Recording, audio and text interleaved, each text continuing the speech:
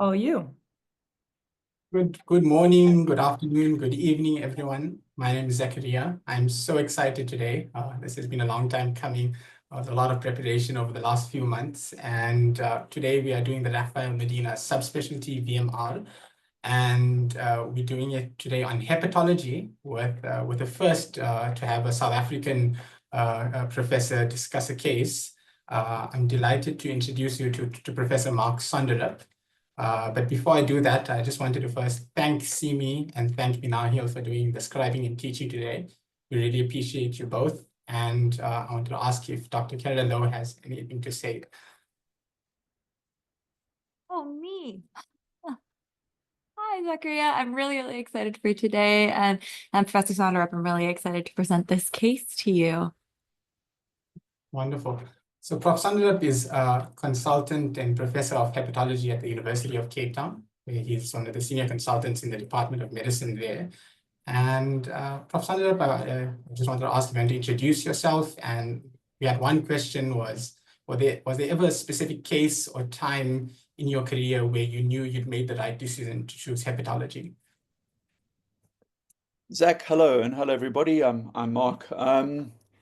Gosh, that's a really great question to kick off with because I perhaps ask myself that question several times a week. Zach, I think careers are funny things. I think it kind of comes to you, and you somehow just at some point arrive at work one day, and what you're doing just feels right. It kind of gives you a bit of a buzz.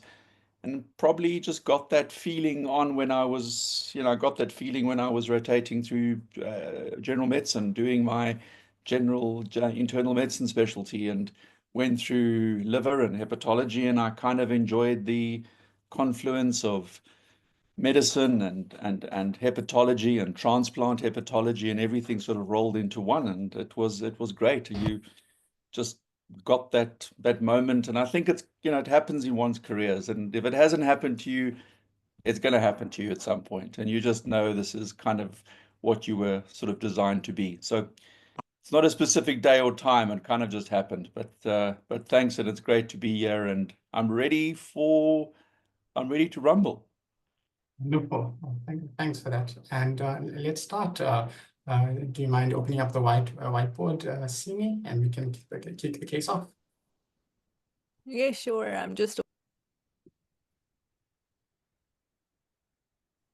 I'm very excited. Hepatology is definitely my second love after rheum. So I've spent a lot of time on the consult service, which is where this case comes from. So whenever you guys are ready, can I get a thumbs up from the scribe? And I'll get started.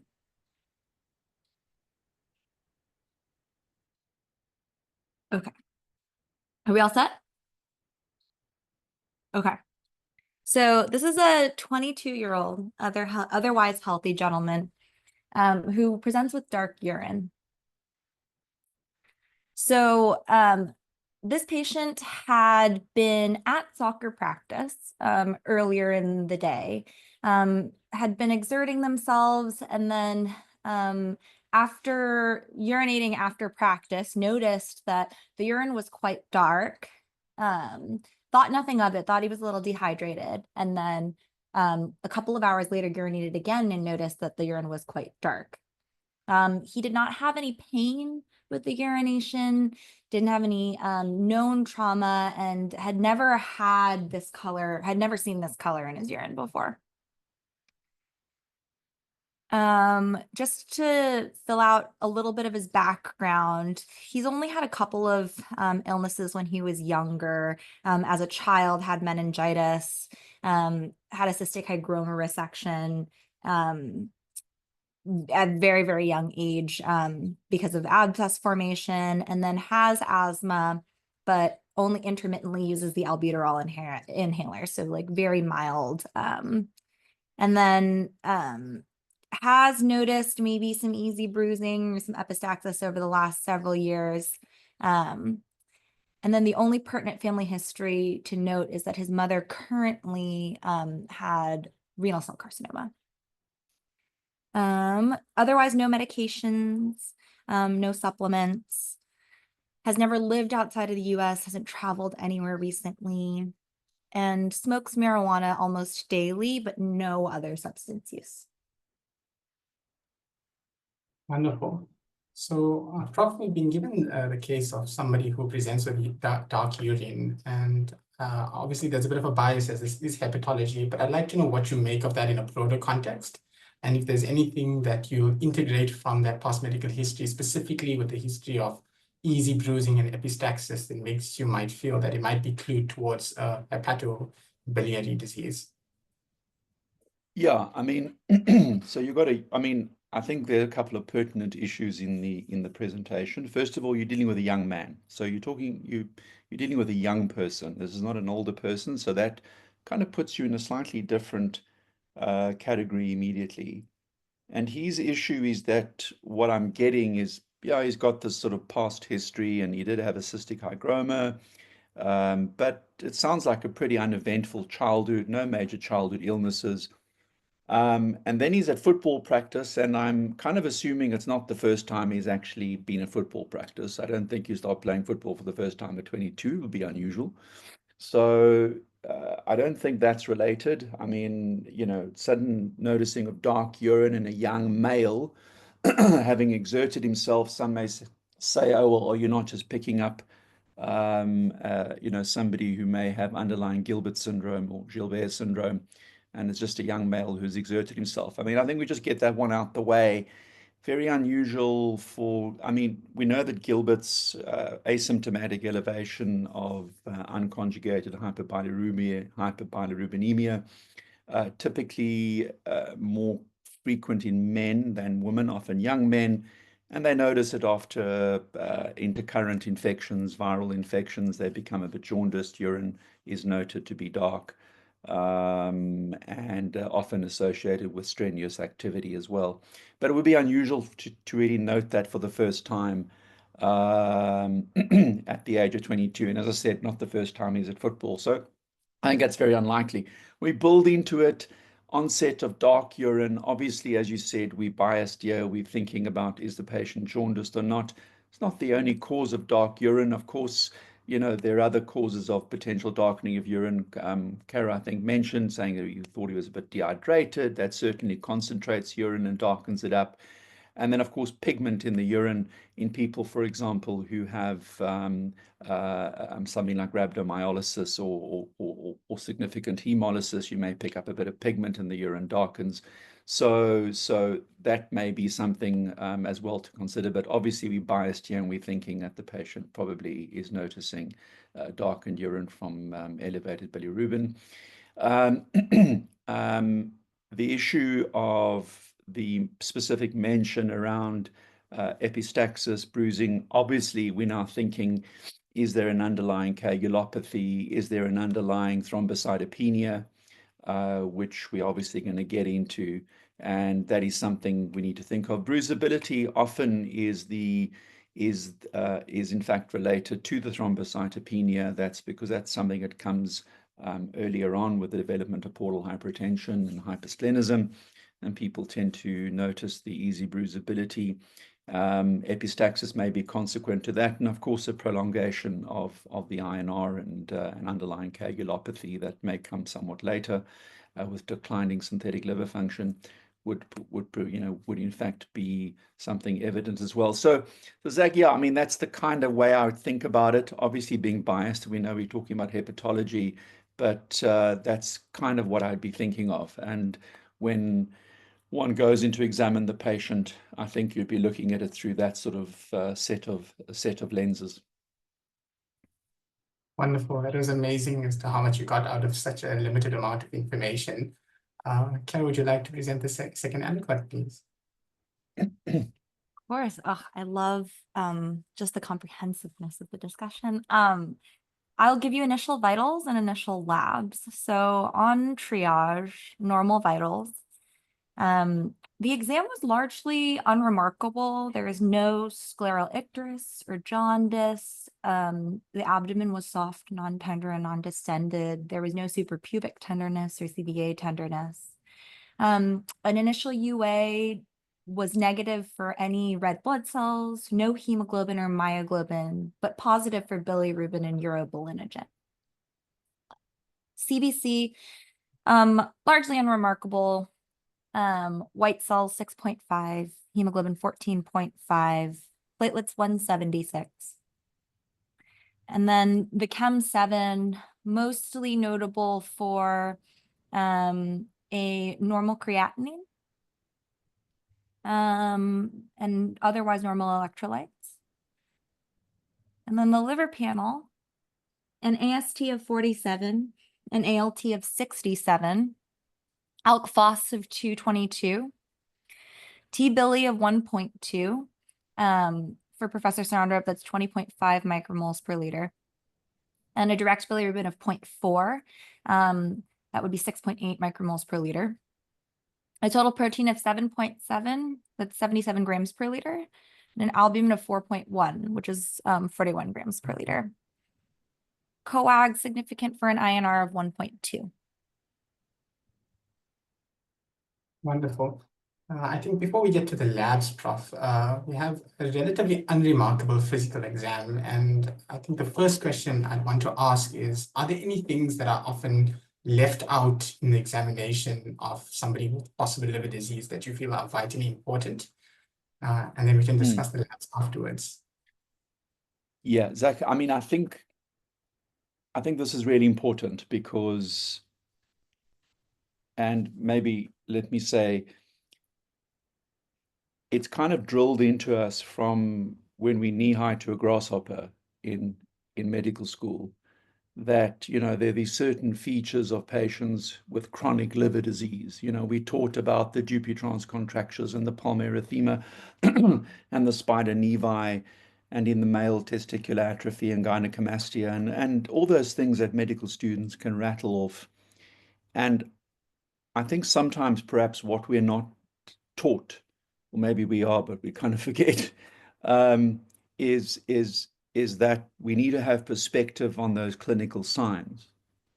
What I'm saying is that the presence of these classic features, there are two ways to look at them. One, we need to look at the historic value or the historic genesis of those features that have been drummed into us as medical students. A lot of those clinical features come from a time when really they were being described in certain populations in particular. We're talking really from the 18s and 1900s that these clinical signs have entered the lexicon and training of medicine. And they come from a time when the population being looked at and described in was a population of predominant people with alcohol-associated liver disease. And I think it's very important to recognize that these classic features that are drilled into us of signs of chronic liver disease really have their genesis in patients with alcohol-associated liver disease. And I say that because the contrary point I want to make is the presence of these signs, certainly when they are all present and when they are abundantly present, are very suggestive of alcohol as the dominant, if not a major cofactor in the patient's chronic liver disease or presentation with liver disease. However, the absence of these features doesn't exclude chronic liver disease. And I think that's the important point as well. So just because you find on general examination that there's not much to find in these classic features, it doesn't exclude the fact that there couldn't be underlying acute or, most importantly, chronic liver disease where those signs are described. Now, in this patient, we didn't really find scleral jaundice, and the bilirubin is fairly unremarkable. So that I'm going to park as a sign because I think that is something that's hard for all forms of liver disease, but of course don't necessarily have to be present because somebody with Child-Pugh cirrhosis and fully compensated chronic liver disease doesn't necessarily have to be jaundiced. So I think that's a really important feature before we sort of move onwards. Just I'm saying the absence of significant clinical findings for me would not put me off the possibility that there is still something underway in the patient, number one.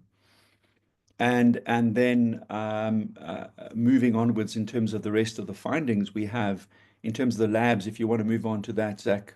I don't know if that answered your question. That was amazing. I don't think I'll ever forget that pearl about how the absence of those findings really does not point against chronic liver disease in the right patient with the right history and risk factors. Yeah. No, I I mean, think absolutely. Absolutely. I just want to, I want to just hammer that point because it doesn't mean you can't find those signs in some people. So, for example, sometimes women with autoimmune type liver disease, either autoimmune hepatitis or PBC, you may well find some, significant pulmonary erythema and here and there a spider nevus. But to find that whole frank palisading of all those signs that we describe is, and that's why I say if you have a male who is jaundiced, Dupuytren's, pulmonary erythema, testicular atrophy, gynecomastia, and my tell sign, the spider nevi that you find on the forehead or across the face and upper chest that's screaming at you. Well, if they tell you they don't drink, they just haven't tell you they drink yet. You need to go back and get that history because it's there, because the signs don't lie. So some of them may be present in some other conditions, but as I said, you rightfully say that the absence of those signs doesn't exclude it. Sorry, I interjected. that was amazing. Thank you so much. With regards to the labs, we have these relatively subtle, quite minimally elevated liver enzymes, and we just wanted to know how you interpret them, what your sort of next steps would be, and what are your sort of pet peeves around liver enzyme interpretation that you often see commonly made in the hospital. Okay, so I mean, I think the one thing I perhaps want to leave as the most important take-home message on the screen in front of me at the moment is just because those transaminases and ALK phos are just, modestly elevated, doesn't mean there's not something going on. Okay. And I think that's the problem. I think sometimes people say, oh, it's just a viral thing, don't worry about it. Well, we need to look at the context here. And the context here is that you have a young man of 22 and an AST of 47 and ALT of 67 in a 22-year-old man is not normal. It's simply not normal. Okay. Now, something that one needs to understand and appreciate, and perhaps just to bring something in, is that we've understood what normal is for a long time. And I think just remind ourselves again that lab normal values, and Cara, I'm not sure what the normal values in your laboratory are, but the fact that you've highlighted them in red, I'm assuming that it's outside of your normal range. But remember, a lab normal value is determined by the bell curve plus or minus 2 standard deviations of a population. So what they've done to determine normal for a given ALT is they've rounded up a whole lot of so-called normal healthy people, checked the ALT, determined a mean, and gone within 1 to 2 standard deviations either side of the mean, and that determines normal. All right. So that's fantastic. That's what constitutes normal in a laboratory value. And for most labs, we sort of take about 5 to 40 as the range for transaminases. Now we've learned the hard way, and in fact, this is based on pretty good work from now almost 20 years ago. And in fact, that work was done in Boston initially from Mass Gen. In fact, I think it was from Beth Israel, where they looked at a hepatitis B population and they looked at what constituted normal in that population and what actually constituted abnormal in terms of the actual ALT value, and then linking that to findings on biopsy. Okay. And found quite clearly that in fact normal for patients with chronic hepatitis B, in fact, is much lower than what the lab values actually suggest. And in that particular study, for men and women, it was different. That the upper limit of normal for ALT in women is set at about 19, and for men actually at 3.0. And so that's quite old work. And interesting, it kind of actually was then repeated and duplicated in a different study, and in fact found that it was actually true. All right. We've since stopped biopsying people hand over fist with hepatitis B with the advent of fibroscanning and all that. So we don't have that work available anymore to compare biopsy to what you're seeing in terms of so-called normal. But in fact, in the new WHO HPV guidance released last year, in fact, that has become part of the WHO guidance on hepatitis B, that ALT of 30 and the ALT of 19 for women, 30 for men, 19 for women, in fact, is regarded as the upper limit of normal. So a woman, for example, with chronic hepatitis B with an ALT of 32 or 35 is actually almost double what would be regarded as normal. And I think that's important. Now, we're not talking about hepatitis B here, but the point I want to make is that normal ain't always normal. So when a young man has an ALT of 67, that actually becomes quite concerning in that that probably for a young man is at least 2 times plus the upper limit of what would be regarded as almost normal. And it's not just a little simple modest elevation. But what we have here is a probably roughly 1 to 2 times upper limit of normal of an ALT-AST. The ALK phos is up at 222. That's clearly elevated as well.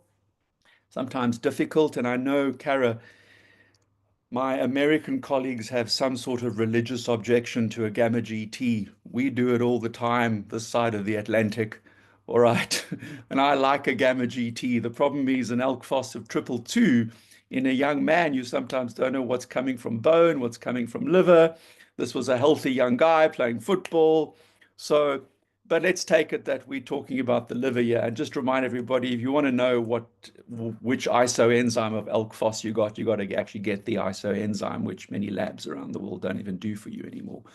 But let's accept the ALK phos is elevated, and that's also elevated roughly 1 to 2 times upper limit of normal. I think for most, an ALK phos of about 130, 120, 140 would probably be the upper limit of normal. So roughly 2 times upper limit there. So you've got kind of a mixed picture and no jaundice. That for me is very non-specific in terms of the picture. But the point I'm trying to make is not normal. I wouldn't just write that off. I think it does warrant, it does warrant a check, particularly in a patient that says he's actually been feeling fairly well, and he was actually playing football at the time when he maybe thought his urine became a bit dark, which for me is still the interesting part of the case, because it clearly wasn't jaundice. But he had a bit of urobilinogen in the urine, if I recall correctly.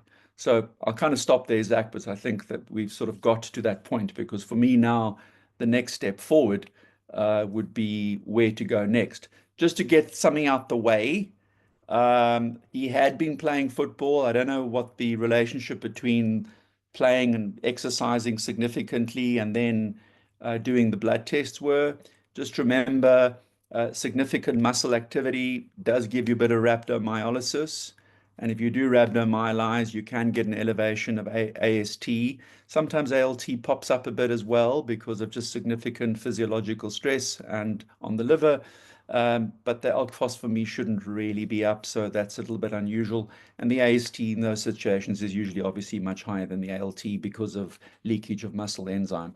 So I would think that's perhaps a little bit unusual because of the fact that the ALT does predominate over the AST then what would be probably a normal ratio of ALT to AST. Don't know if that helps you.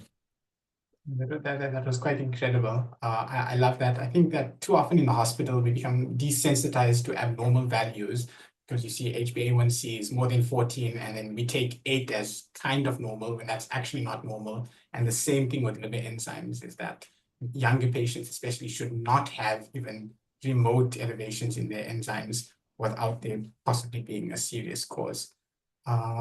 Prof, before we move on to the next aliquot, are there any sort of further labs or testing that you would start off, and are there any things that you do not feel should be done at this moment in time that sometimes get done reflexively as part of somebody with possible liver disease? Yeah, Zach, I mean, I think I'm going to take it from my perspective, because what you do next is different in different parts of the world. In that obviously it's all dependent upon your resources and what's available to you. I'm very much against everybody getting a huge panel of tests. Certainly in our setting, I can tell you that, you know, it can be a very costly exercise, and I think it requires a little bit of sequential approach. So for me, in this patient, my point of first call would be absolutely just to get the basics done, and that would be we get Hep ABC. You kind of want that out the way. I just wanted one thing to confirm with you, Kara. Definitely in a young man of 22, no history of any substance or toxin use. He doesn't admit to using any marijuana, for example, or anything like that. Because marijuana itself can actually produce enzymes that look very much like this. So it can certainly do this, and it's not necessarily a toxin injury. It's a consequence of just the drug. So I just be certain, definitely no drug or toxin use here in the history. Interesting. I actually didn't know about the use of marijuana that could cause liver enzyme abnormalities. He does use daily marijuana. That's the only substance Okay. he uses. Yeah. I mean, it can certainly produce some rise in enzymes, and I've had the odd patient that we've investigated ad nauseum, only to bring them into the ward and their numbers normalize, and then they pop into the toilet to have a joint, and then their numbers go up. So, so I've seen that happen. So, in fact, marijuana can cause at least tetrahydrocannabinol can cause a elevation in an enzyme. Whether it constitutes a drug injury or not, I think is a moot point. It can cause an elevation. So something I'd want to park, but I think let's just carry on. I would think Hep ABC for me is absolutely needed. You want to get that out the way, and it would include a Hep A IgM, a B surface antigen, a core IgM, and a Hep C antibody. I think standard on a patient like this. I would want to just get it out the way, because you also use it as a screening. I would add in our context, and I think it's context specific while you're doing that, because you're doing in fact, viral hepatitis screening. I would definitely add an HIV test as well. It's a good point contact, and you use every contact with the patient to offer health screening. Wonderful. Would you like to move on to the next elephant, please? Yes. Okay, Professor Sonderup, I'll give you the data kind of as it came in, but I can definitely, first of all, the GGT was the same as the ALK-Phos 222. Not fundamentally opposed to getting it, but not always your correct things we initially get with the liver panel. I can give you the Hep A antibody IgG was positive. The Hep C antibody is negative. Hep B core negative. Surface antigen negative, surface antibody negative. And then HIV was also negative. And then initially, imaging was kind of obtained as an initial first pass workup, which came in the form of a CTAP. Although I saw some people requesting ultrasound, CTAP was the first imaging that was obtained. And it showed markedly heterogeneous with liver with mass-like appearances in the right lobe. A hypodensity measuring roughly around 8 centimeters, and a small triangular or stellate hypodensity in the left lobe around 3 centimeters. Okay.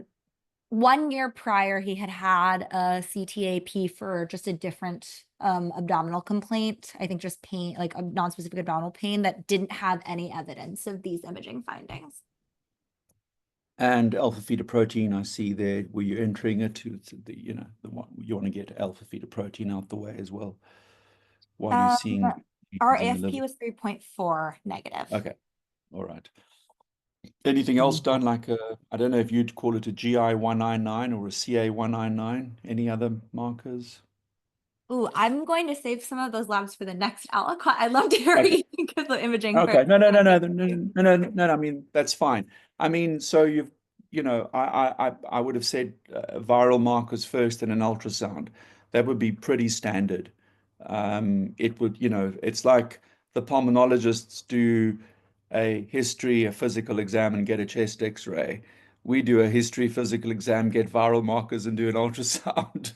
That's where we start. And I think it would be pretty standard and I think cheap and efficient. But you went for a CT, so it probably, the value of ultrasound is that it is what I call an LSD trip. It's a look, see, and decide. You sort of look, see, and decide whether you need a CT or not. And again, perhaps just for everybody, when you're working in a more resource constrained area, you need to be slightly more stepwise in your approach rather than blanket, because these tests cost a lot of money, and you need to rationalize your investigation of patients. So the CT, if I can just run through it again, basically heterogeneous mass-like appearance in the right lobe, hypodensity measuring roughly 8 centimeters, a small triangular or stellate hypodensity seen in the left lobe up to 3 centimeters.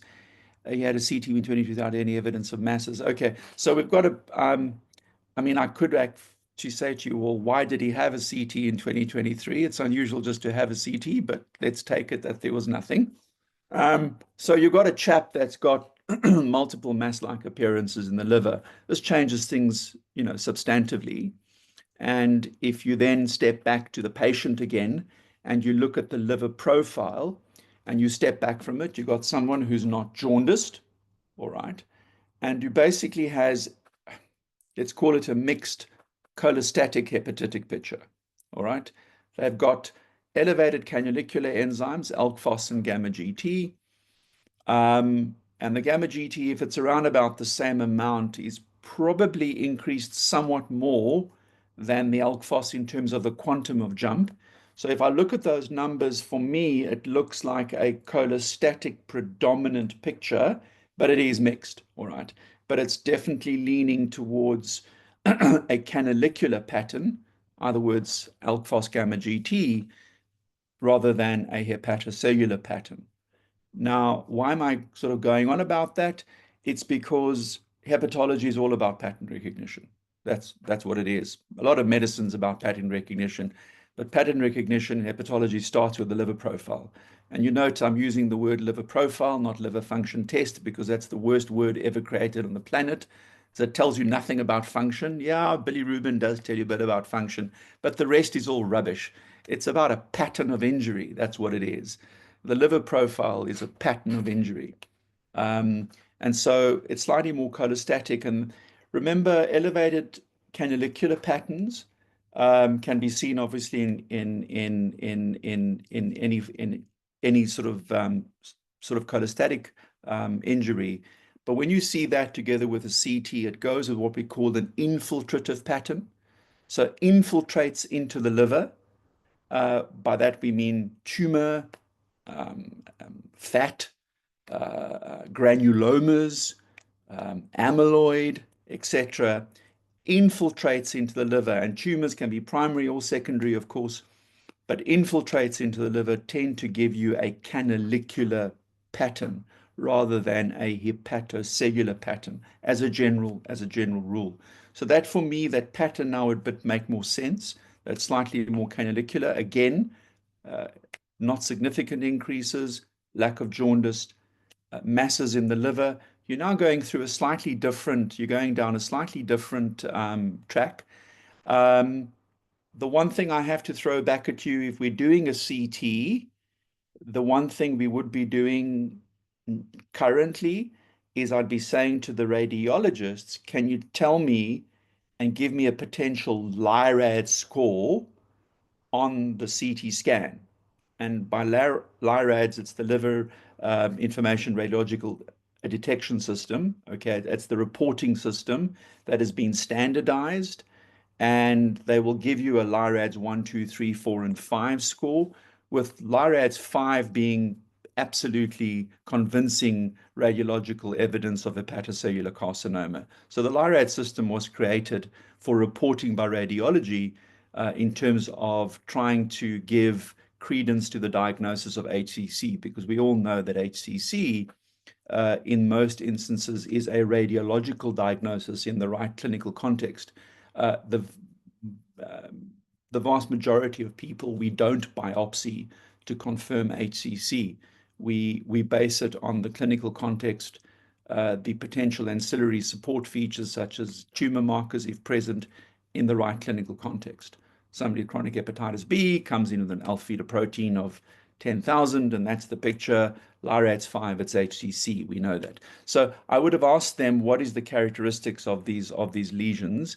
Because you kind of are reporting that it's heterogeneous and mass-like, but you're not telling me whether it was contrasted, triple phase, and it tells you how it behaves in the portal venous, the arterial, and the venous phase, and how the contrast washes in and washes out, because that tells you a lot about the characteristics of the lesions. So I'll probably turn to my radiologist next to say, can you tell me a bit more about what was happening on the scan? That's the one thing I would do. We got alpha-fetoprotein, and then I probably would throw my net a bit wider in terms of tumor markers to get that out the way, and I would include a GI199 or a CA199, depending what terminology you use, and probably ask for a CEA as well. Not impossible, but you're thinking along the lines of whether these are primary or secondary lesions, but you need a lot more information. That's where I'd kind of be sitting at this stage. The other thing I probably would do at this point as well is, if we did CT the abdomen, did they go any higher? If not, I think a chest X-ray is not an unreasonable thing to do. The other thing I'd be asking is, on the chest X-ray as well as the CT, any other features, intra-abdominal features noted? Was there any lymphadenopathy, any ascites, and they would really be commenting on that. And the last thing, very importantly, when you're looking at the liver on CT imaging, is to make sure there's been a comment on the portal vein, the hepatic veins, and the IVC. Are they present? Are they patent? Et cetera, et cetera. So, yeah, I mean, that's broad brush strokes. The way I would be sort of thinking about this at this point. That was amazing. Prof, I think before we go into the next aliquot, you touched on it a bit with regards to hepatic masses and then being primary versus secondary.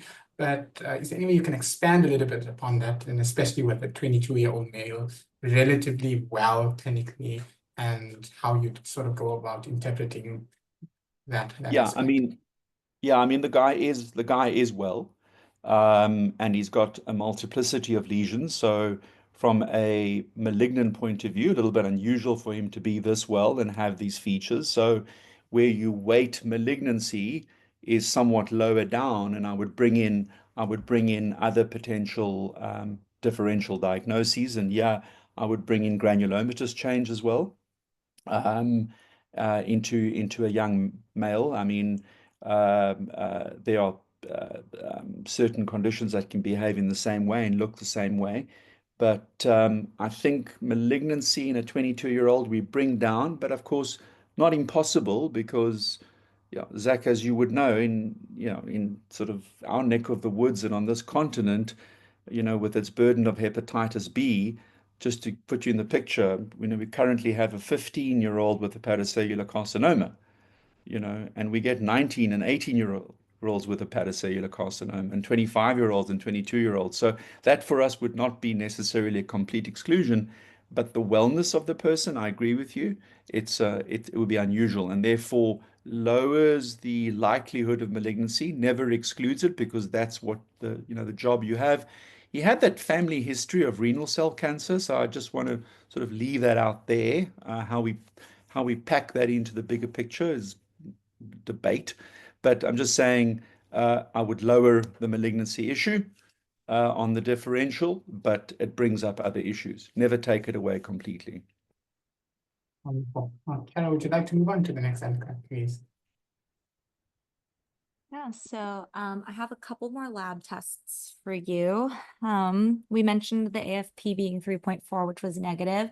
AFP L3 fractionated is negative. DCP is also negative. CA19-9 is negative. And then we sent off the rest of the hepatitis kind of workup. So an alpha-1 antitrypsin is negative. Ferritin is 33. Ceruloplasmin is 26.5 or 2 micromoles per liter, which is normal. And ANA is negative. An anti-smooth muscle antibody is negative. Serum IgG and IgM are negative. And I have some imaging to show you. Just to briefly brush up on the rest of the CT, this was just a report. We didn't have the actual images because this was done in an outside emergency department. But there was mild splenomegaly, potentially what looked like some intrahepatic biliary duct dilatation, maybe some narrowing of the portal and hepatic veins, no ascites. And then let me pull up this imaging and share my screen really quickly. I'm going to replace the whiteboard. Okay, guys, give me 1 second.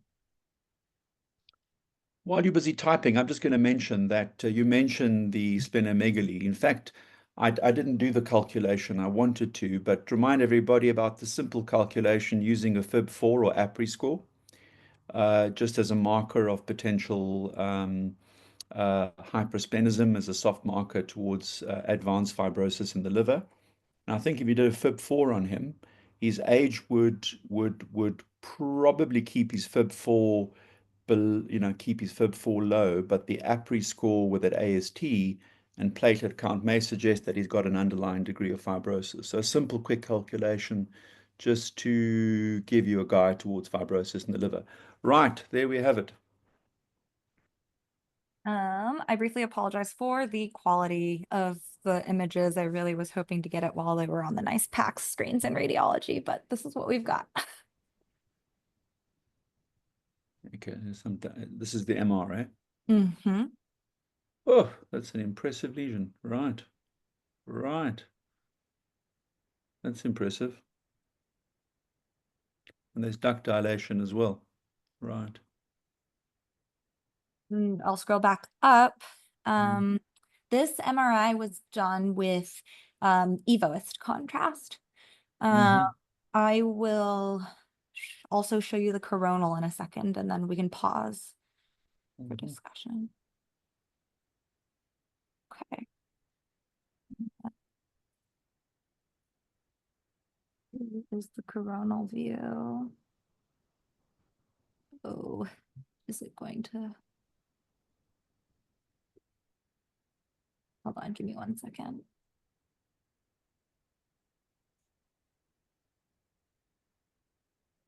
Okay, let me see. Okay.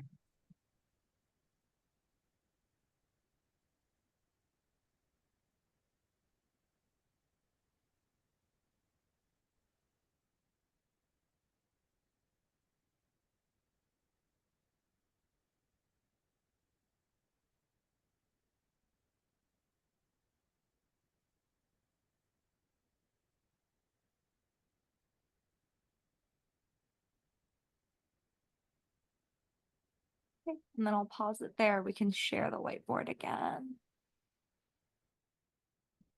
Prof, before you interpret the MRI, I think a lot of us may not be aware of the differences in what you get when you do a CT, when you mentioned with the different phases versus an MRI. So I want to ask, when do you think you need an MRI? And then Kara also mentioned that we used a specific type of contrast, and I'm not sure if we actually have those different ones available in SA, but just like to know your sort of general approach to that. Yeah, I mean, I think probably broadly speaking, it's not a case of when you need one or the other, because sometimes you actually need both, and that may be needed. But as a general rule, cross-sectional imaging, which I think is the correct term to be employed after ultrasound, cross-sectional imaging from a perspective of defining vasculature and defining tumors in terms of the LIRAD system, CT is always more likely the port of first call. And remember, it's probably it's quicker, it's more easily done. And CT scanning, standard CT scanning, if you're looking at the liver and you want to look at the correct sequence, involves using what's called the triple phase scan, and that is where you inject the dye, you wait for it to hit the arterial system, that's the arterial run, and then the portal venous phase when it gets into the portal system, and then of course the washout phase as well. And so that gives you a good perspective on if there's a mass lesion, what it does during the arterial phase. In other words, does it light up? It means it avidly takes up blood. Does it wash out? Is there a capsule? Is there a rim? And these are all features pointing towards classic features of hepatocellular carcinoma. And other lesions, of course, such as hemangiomas, focal nodular hyperplasia, etc., also behave differently. But sometimes when you need to get into the substance of the liver itself and define a tumor better, then you would actually move on to MRI. So around masses in the liver, as I said, it's sometimes not an either or. You sometimes actually need both because you look at different characteristics, and sometimes you need to confirm characteristics from the one imaging modality to another. And MRI can be done standardly of the liver. And you're talking about the MRI, just the actual liver. That's the one approach we can take. Remember, I want to just sort of, in fact, just mention it in passing. When we're looking at the biliary system, MRCP, or magnetic resonance cholangiopancreatography, has become the gold standard for imaging the biliary system. And certainly diagnostically to image the biliary system if you're contemplating diagnoses such as sclerosing cholangitis, for example. And we no longer routinely use ERCP diagnostically, and that's really only therapeutically if you need to get into the biliary system.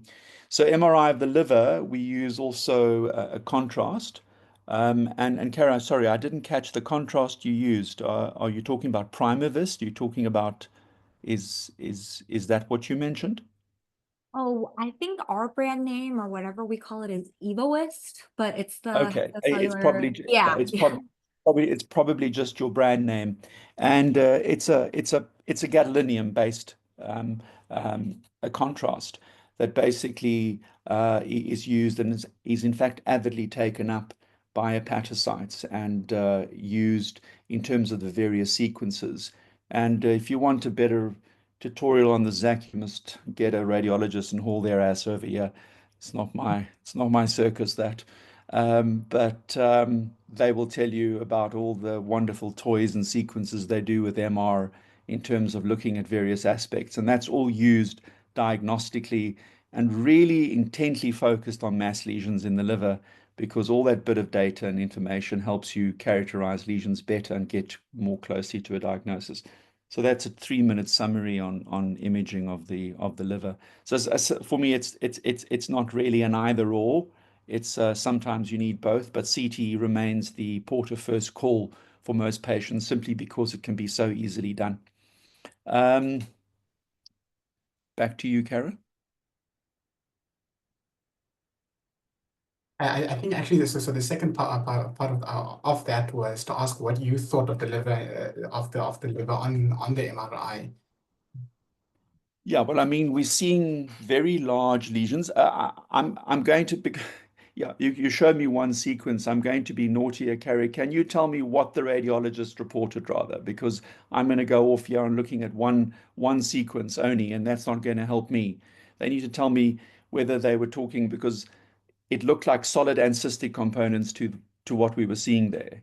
And that was the issue to me. There was cystic and solid components, and I'm not sure which phase or what we were in. It looked like a T2 weighted image we were looking at, but you need to help me here because there, I'm afraid, Zach, it would be like showing me 1 centimeter of the Mona Lisa and asking me to try and guess what the painting is.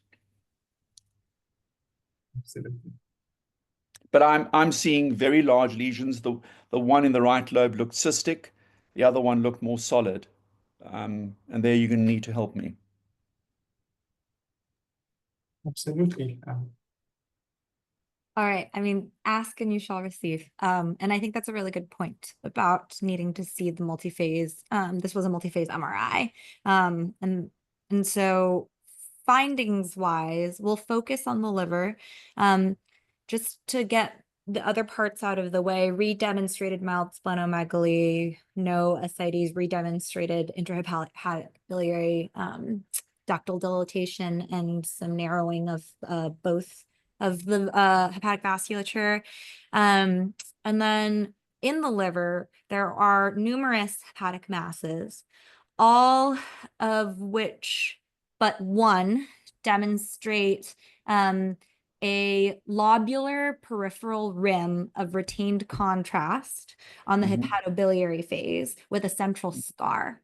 Okay. There's a single lesion in segment 5 of 8 measuring 9.3 by 6.2 centimeters. And it demonstrates slightly different imaging features with a thin rim of retained contrast and a dominant central component, which is actually predominantly hypointense in the hepatobiliary phase. It's T2 hyperintense, and it demonstrates delayed enhancement when analyzed with a singular with an intravascular contrast agent. So not the EVOS specifically, but the initial just GAD MRI. And then I mentioned the intrahepatic biliary dilatation.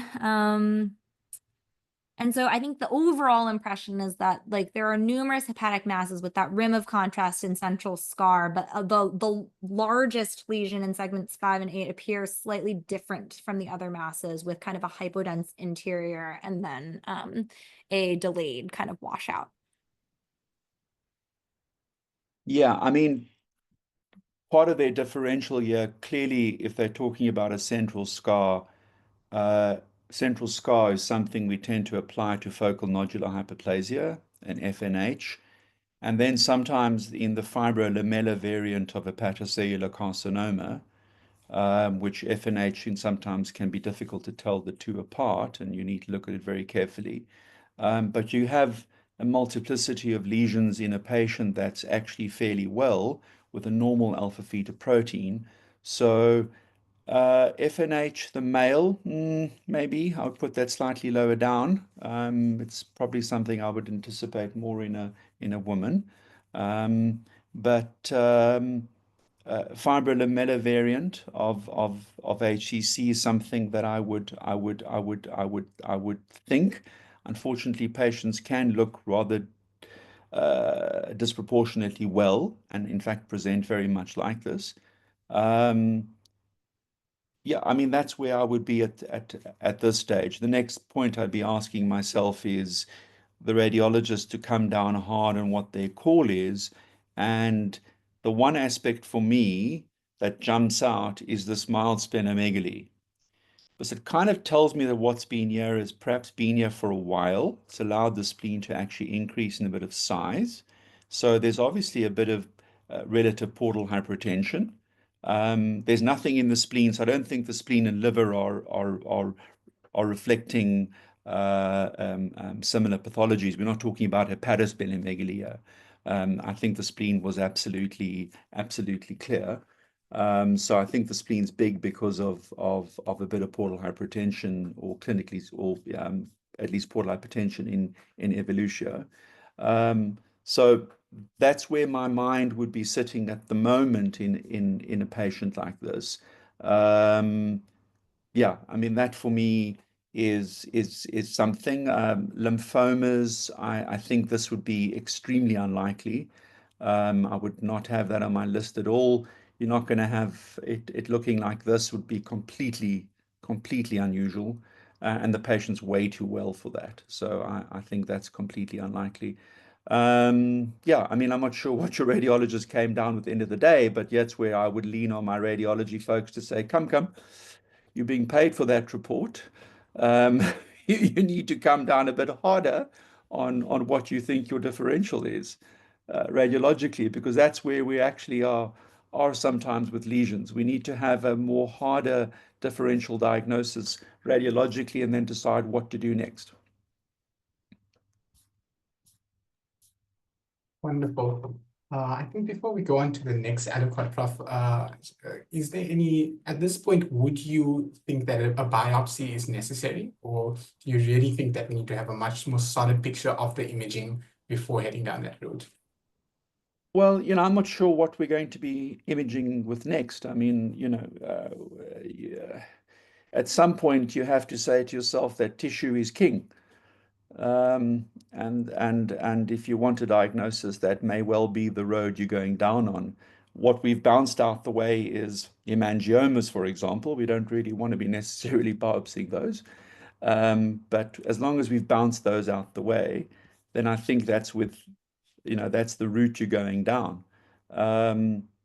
Again, infective things and infiltrates from infections and stuff like that, I think just not likely in a patient who's so terribly well. I think we are centering around things like FNH, fibrolamellar, hepatic adenoma. No, it's multiplicity. I think it's probably unlikely, but that's where I'd be sitting at this stage. So biopsy on the cards, I'd want something from the radiologists a bit more harder. And I'm not sure what they gave you, Kara. Wonderful. Please go ahead, Kara. So, initial descriptions in the impression of the MRI suggested that most of the hepatic masses demonstrate classic imaging features of focal nodular hyperplasia, but that one large 5/8 segment lesion did not demonstrate consistent features with the other numerous masses that were seen. And so a lot of debate was made within our team about whether or not a biopsy of the atypical looking lesion would be something that would help clarify or unify the diagnosis that was of FNH in this patient for all of the hepatic masses. And ultimately, a biopsy was obtained that showed. So what was biopsied was what was atypical in the sea of more convincing. Yes. Okay. Yeah. All right. Yeah. I mean, I think that's a very reasonable approach because that's the smoking gun that's standing out from the rest.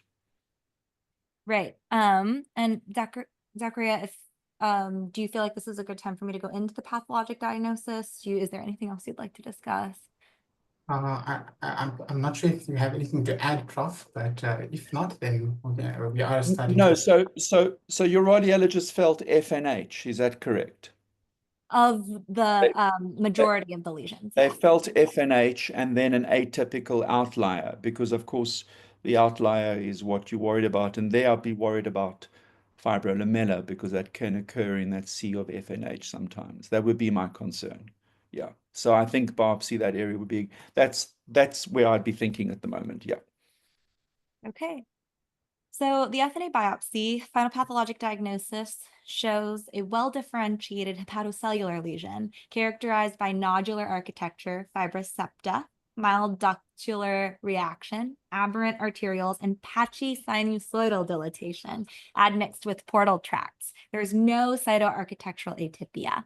And the final pathologic diagnosis was thought to be a benign hepatocellular lesion with FNH-like features, which may represent either a partial sampling of FNH or early FNH, most notably lacking the classic features of portal tracts or increased sinusoidal capillarization, but thought to be most consistent with FNH even in the atypical lesion.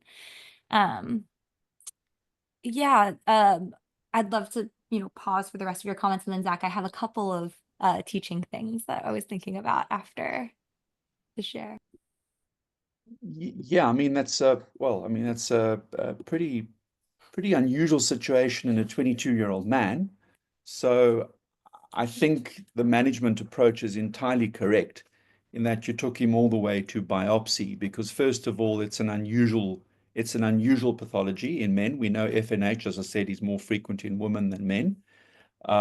So just because something's more frequent doesn't mean it doesn't happen, right? It's just more frequent.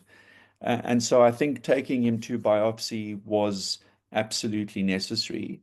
And there really was no use of any other substances or anything here or use of any, he wasn't juicing at the gym or something like that. All right. Okay. Because you would have to ask those kind of questions. But yeah, I mean, I would have gone down the exact same diagnostic path, and I would have put the guy up for biopsy because, yeah, the glove just didn't fit here. So you've got to do something to acquit. Wonderful. I think before we go on to Kara's teaching points and then Minahil's poetry afterwards, I think we all have to say a sincere thanks to you, Prof. We really appreciated the immense amount of teaching around so many sort of basic things that we see day in, day out. And really thank you for the time. It's genuinely been a pleasure. And I think we all hope to see you again in the future. Thanks, guys. Thank you. Sure. Thank you. That was pretty intense. I felt like I was in an hour-long exam. Thank you. Thank you, Professor Sonderup, for really just such a thoughtful and comprehensive discussion. Just a couple of things that we were thinking just in terms of our team as we were going through, as we were getting some of the data back. As Professor Sonderup mentioned, it's very atypical to have FNH in a non-female population. And then in addition to this being a young man having multifocal lesions, it usually presents as an isolated hepatic mass. And so it's rare to have multiple lesions, much more so like greater than 5, which he had many, as you saw in the various lobes of the liver. This is a diagnosis that can be made radiographically. And so that central stellate scar, and then with EVOS contrast, most specifically taken up by hepatocytes, less concern for malignancy because more well-differentiated, more mature cell types will take up the EVOS contrast, whereas in kind of just plastic cells in different cancer types, and also in things like fibromyalgia carcinoma, you would be less likely to see like appropriate uptake of the EVOS contrast, which there was in all of them, except less clearly in that very large atypical lesion in the in segments 5 and 8. And then I think lastly, one of the biggest learning points was just like when to, I think Dr. Sonderup summarized it brilliantly, which is like, when do we take somebody to biopsy? FNH is not necessarily something that's easy to diagnose via pathology, in that because it's just a piece, it's often hard to, like you can just get fibrosis, or you can just get like hepatocytes, maybe some of the typical like vasculature, the capillary architecture that they were mentioning, but it's often not the gold standard for diagnosis. You can just make the diagnosis radiographically. And so choosing to go to biopsy was a decision we made because of the kind of atypical features of that lesion on the MRI, which ultimately showed kind of similar, or what mostly expected pathology to help unify a diagnosis of FNH, but this being a very atypical presentation of FNH. Absolutely. And Karen, I don't know what the plan is, but if they tend to be asymptomatic, they can sometimes cause pain, and then you may have to do something about them. But in a patient like this, I think he's going to require very careful serial imaging follow-up just to see what those lesions do, because it is highly atypical. So that's what I would be doing with a patient like this, is probably doing a short interval follow-up. And if that's stable, then probably at least 6-monthly imaging. I would imagine, unfortunately, I think he buys himself a 6-monthly MR or CT, but probably more likely MR. This is one situation, Zach, to ask what you're asking, this is one situation where MR is really needed in addition to CT to better define FNH versus hepatic adenoma, for example. No problem. So I'm not sure what your plan for follow-up is, but he'd require close serial follow-up, basically. Okay, that was amazing, and I think just highlights how important it is to not take a final diagnosis as a final diagnosis, as things can always change down the line, and sort of sometimes need to monitor carefully, even when you're not absolutely certain as a final point of call. Minahil, would you like to take us away and finish off the session with your teaching points? Thank you so much. Thank you very much, Kara, for presenting this case and wonderful discussion by Dr. Sonderup. So the teaching points is like, if the patient is presenting with a dark urine, we have to consider what's the age.